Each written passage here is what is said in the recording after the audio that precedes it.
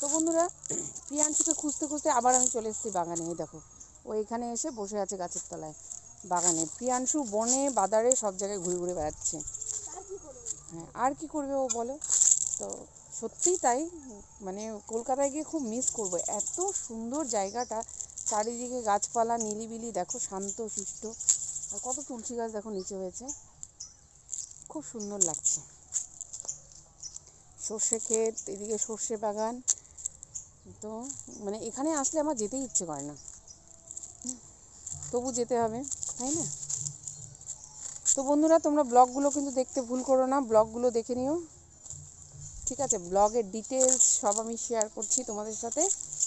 আমার গ্রামের মানে বাড়ি ঘর, গাছপালা, এক কথায় village lifestyle, my village lifestyle.